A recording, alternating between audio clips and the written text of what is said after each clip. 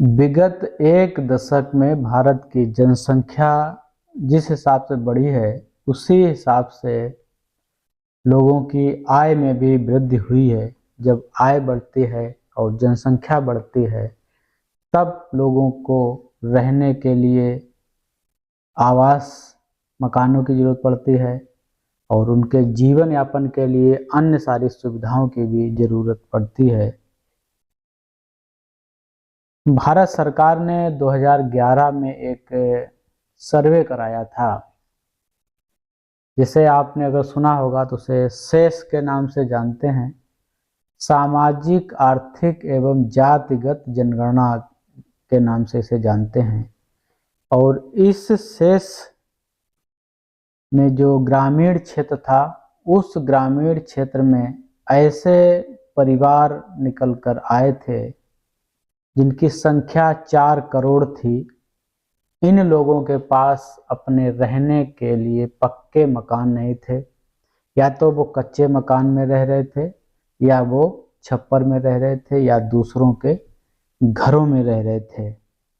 सरकार के सामने एक चुनौती थी इतनी बड़ी कि 4 करोड़ लोगों को कैसे कच्चे घर से पक्का घर उनको दिया जाए।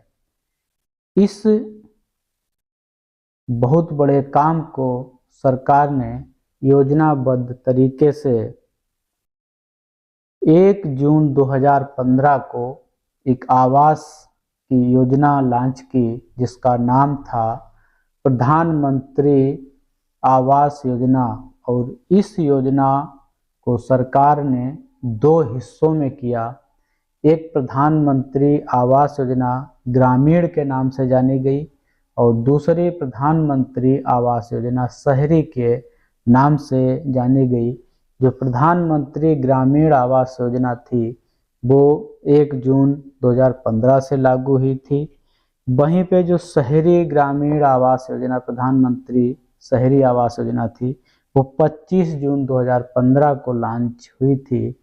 और सर्वे में जो शहरी क्षेत्र था, वहाँ भी करीब 2 करोड़ लोगों के पास अपने मकान नहीं थे। तो उसको भी दृष्टिगत रखते हुए सरकार ने शहरी और ग्रामीण दोनों क्षेत्रों में आवास की योजना लॉन्च की।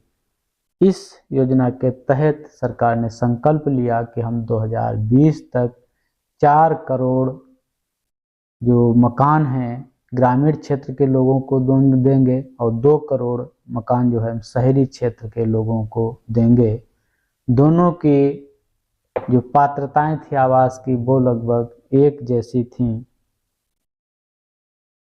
किसी भी लाभार्थी के पास जिसको आवास मिलने जा रहा हो, उसके पास कहीं भी पक्का मकान नहीं होना चाहिए, कोई पक्की प्रॉपर्टी नहीं होनी चाहिए।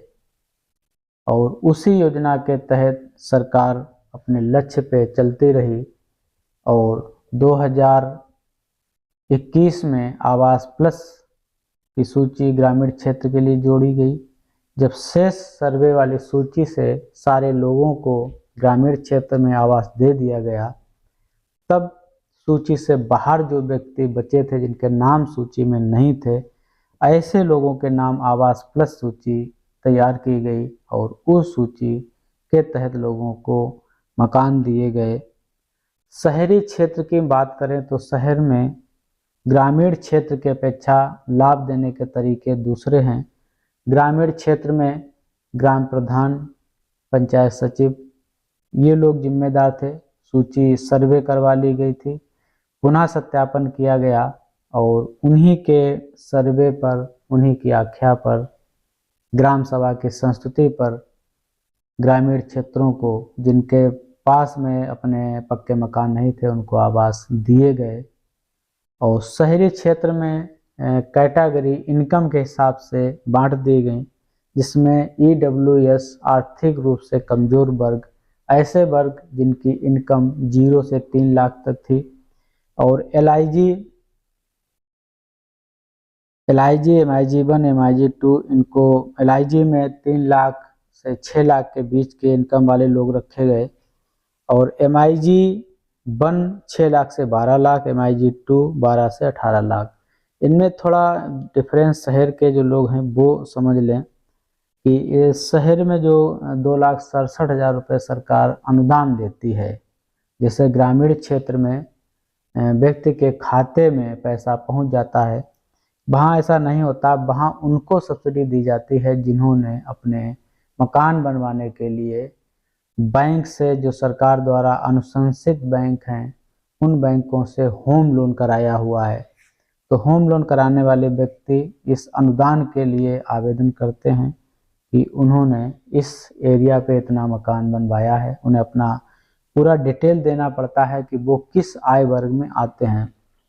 तो आय वर्ग को ध्यान में रखते हुए जो एक लाभ आपको मिलता है, जो MI जिसे EWS है, आर्थिक रूप से कमजोर वर्ग है, अगर उन्होंने 6 लाख रुपए तक का होम लोन ले रखा है और ये 0 से 3 लाख रुपए तक की इनकम के वाले परिवार हैं, तो ऐसे परिवारों को सरकार 6.5% ब्याज की छूट देती है।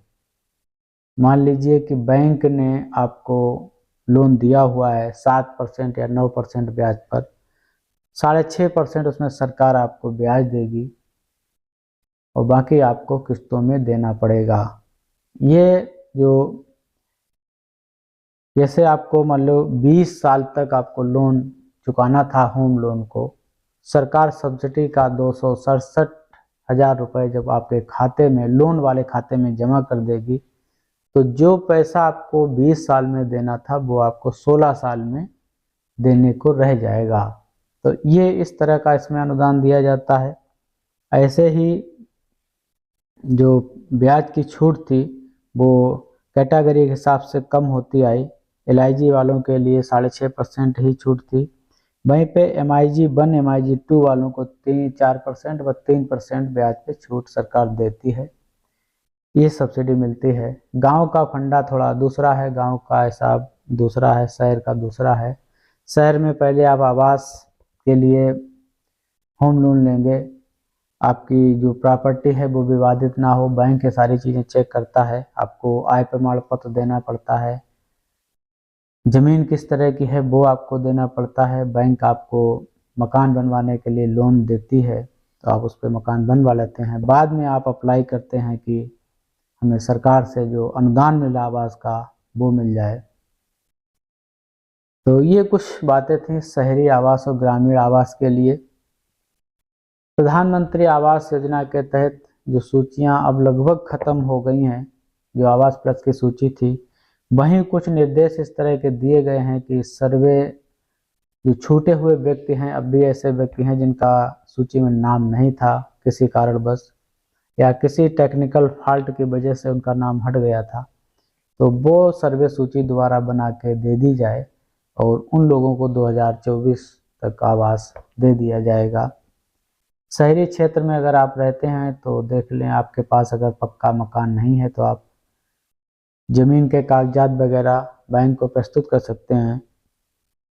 बैंक आपको होम लोन दे देगा मकान बनवाने के लिए और आप उसी कैटेगरी में आप सरकार से अनुदान लेने के लिए अप्लाई कर सकते हैं। सरकार आपको लोन वाले खाते पे सब्सिडी जारी कर देगी, सीधे आपको पैसा उसमें नहीं मिलता है। और इसमें जो शहरी क्षेत्र ग्रामीण क्षेत्र में जो एक एरिया होती है, जो EWS में 30 वर्ग मीटर के लिए सरकार देती है और LIG में 60 वर्ग मीटर के लिए, MIG-1 MIG-2 में 100 से 200 वर्ग मीटर का मकान बनाने के लिए सरकार अनुदान देती है और बैंक लोन देता है। वहीं ग्रामीण क्षेत्र में 269 वर्ग मीटर में आवास बनता है और करीब 3 महीने का समय दिया 4 महीने का समय दिया जाता है। 4 महीने पर आप अपना आवास पूर्ण कर लें। अगर नहीं करते हैं तो आप पे वसूली की जाएगी। ग्रामीण क्षेत्र में 1,20,000 रुपये मिलता है जो मैदानी क्षेत्र हैं, और जो पर्वतीय क्षेत्र हैं उनमें 1,30,000 रुपये आवास के लिए मिलता है। साथ ही में मनरेगा का 90 दिन का जो मजदूरी होती है वो आपको मिलती है। अगर शौचालय आपके घर पे नहीं है तो वो आपको मिलेगा। हमारे चैनल पे अगर आप नए आए हैं और हमें सुन रहे हैं तो हमारे चैनल को सब्सक्राइब कर लीजिएगा और वीडियो को शेयर भी करिएगा लोगों के साथ में।